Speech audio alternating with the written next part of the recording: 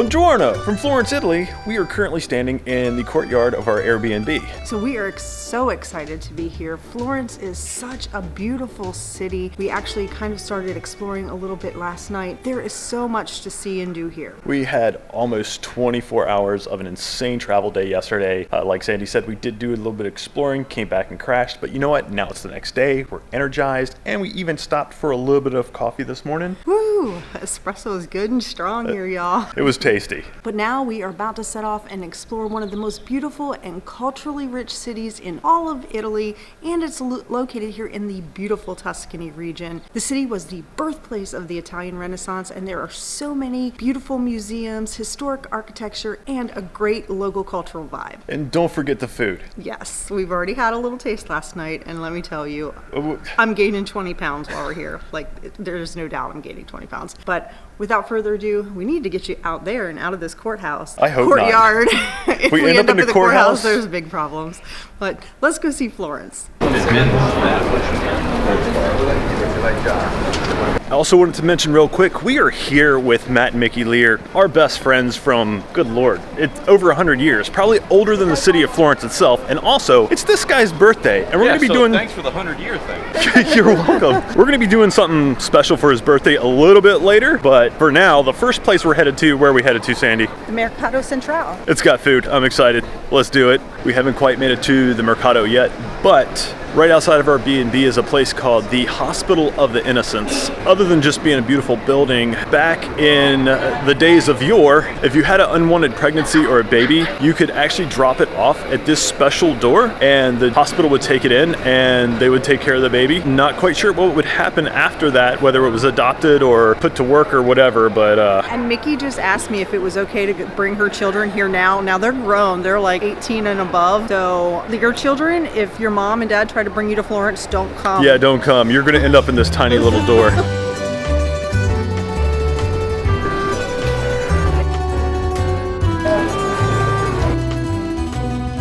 So you know you're starting to get close to the Mercado Centrale when you start to see all of these stands. So there is so much stuff out here. Really the most impressive stuff that you'll see is all the leather. Florence is really known, or Italy in general is really known for their love of leather. And there's just some beautiful, beautiful stuff through here. We have made it to the Central Market. I'm gonna give you a couple facts real quick because this place is really awesome. This place was actually built in the late 19th century and opened in 1847. Now there are currently 2 floors to this place. You can get anything from snacks, vegetables, fruits, cheeses, wine, olive oil. The list goes on and on. Mushrooms, meats. And some of the places do have free samples, which we've already tried a few things already, and it has absolutely blown our minds. This place is absolutely amazing.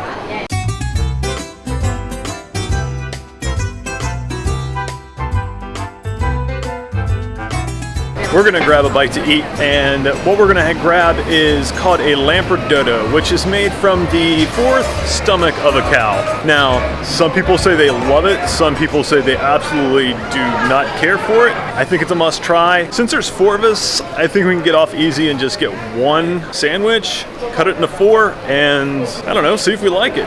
Okay, so this is a panino de Lampredotto. Jed already kind of told you that it's from the 4th stomach of a cow. It smells really, really good. I'm a little nervous about how it tastes because, well, you know, but it's kind of cool what they do. So they take the top of the bun, they hollow it out, they put the Lampredotto in there, then they put a green sauce and then a spicy red sauce on it, and then they take the bottom of the bun and dip it in all the juices and then put it together, and you can see the kind of the juices in the bottom of the bag here. So now the only thing left to do is to try it, and we're gonna make Matt and Mickey try it with us because misery loves company. Misery. I'm hoping it's not misery, but I guess I'm the guinea pig and I get to go first. So this is what it looks like.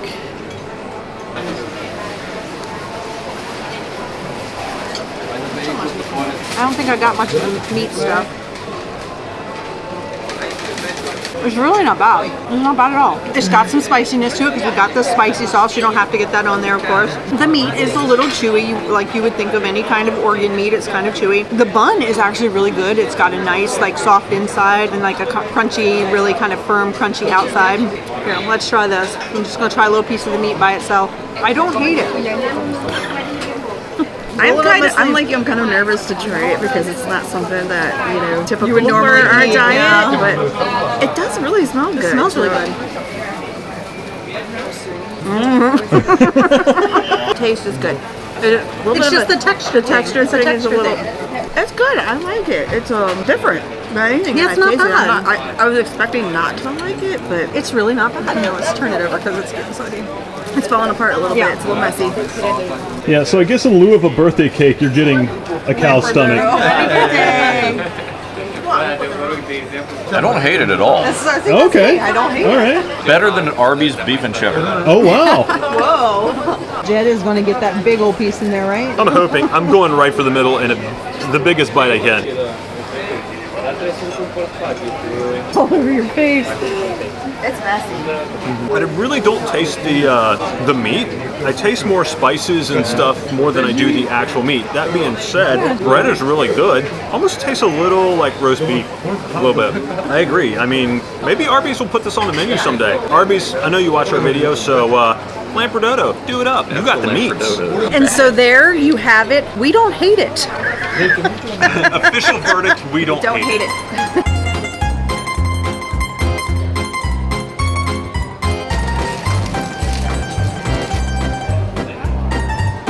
We're done at the Central Market and we're headed down towards the river for a boar snout and a bridge. Sounds like it's fun.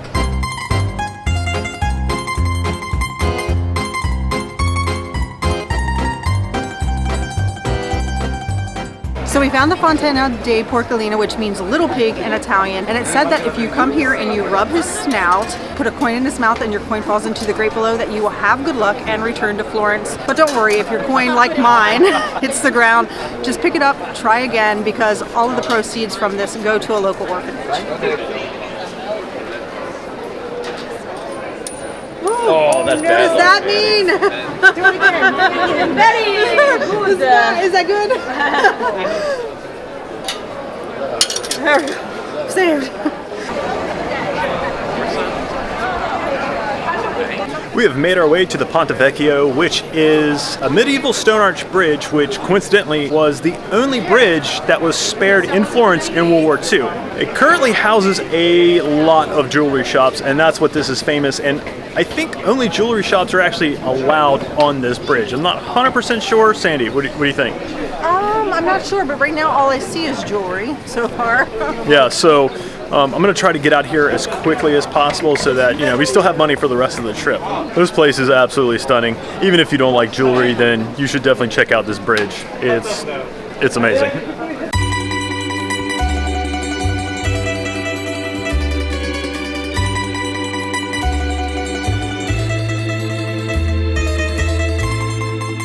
So we had to have a little afternoon gelato stop. So there's a place called La Strega Nocciola right near the Ponte Vecchio. La Strega Nocciola, I think translates to the hazelnut witch. I can't wait for Jed to try this, because you guys, I mean, I wish you could try it because all this is so good. We got two flavors. The first is Stracciatella, I think I'm saying that right, which is like a vanilla with little chocolate chips. And then the second one is Crema Arancia, which is orange cream. Want to try? Yes. Okay, Stracciatella first. Ooh, that's Okay. good. And now wait for this. This is delicious. The orange cream is Oh my gosh. spectacular. This brings like back childhood memories for me. So if you ever had like those orange dreamsicle popsicles Yeah. when you were a kid, this is like having that, and it is absolutely delicious. Next we're going to Piazzale Michelangelo.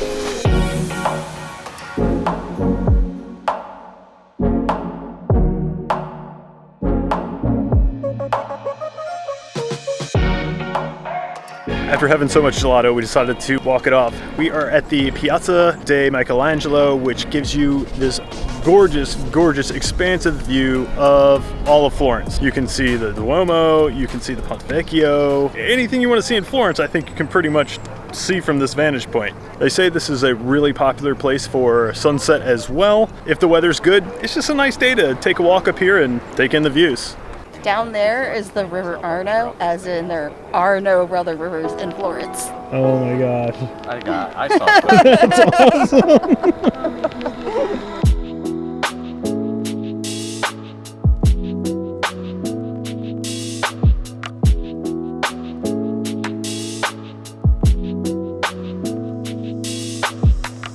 Okay, so that was a heck of a walk. Absolutely worth a view. But now we are currently on the steps of the National Library of Florence steps, waiting on a bus to pick us up. Where are we going? Well, tonight we're gonna learn how to make pizza and gelato Italian style. Pretty excited. Oh my gosh. So first up, they surprised us with an aperitivo. We actually have some focaccia bread that has olive oil, some olives, and some cherry tomatoes, and Chianti wine. Looking pretty good. I am ready to make gelato. That's what we're doing now. So we just learned that we are all going to start with making our gelato before we make the pizza. And we actually got the recipe to make lemon gelato. And then our friends Matt and Nikki are going to be making pistachio. So that's awesome. Okay, so one of the ingredients we need is lemon juice. We are getting some lemons and some juice. Okay, we've made our lemon juice. So it is time to put this all together. Water. All right. Time for the lemon. All right, now time for some sugar. Last ingredient, guar gum to hold everything together.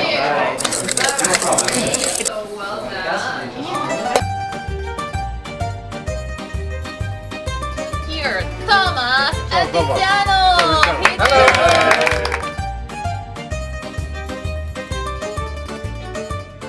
All right, time to make the dough. Got our flour. They already pre-mixed our water and our yeast. In we go. We can't show you the whole process because they're actually making Jed make some too, so that means there's nobody to film this, but we'll be back in a few. And here, you missed all the fun, but this is my baby, my little ball of dough, my little ball of joy of happiness that's going to turn into a pizza eventually. Okay, so we're back to gelato. Yes, so I guess it's been in the refrigerator for an hour, and now we're gonna stick in these little ice cream makey bowl things. Ice cream makey bowl things. Exactly. I'm not sure exactly what we're doing yet, if I'm being honest.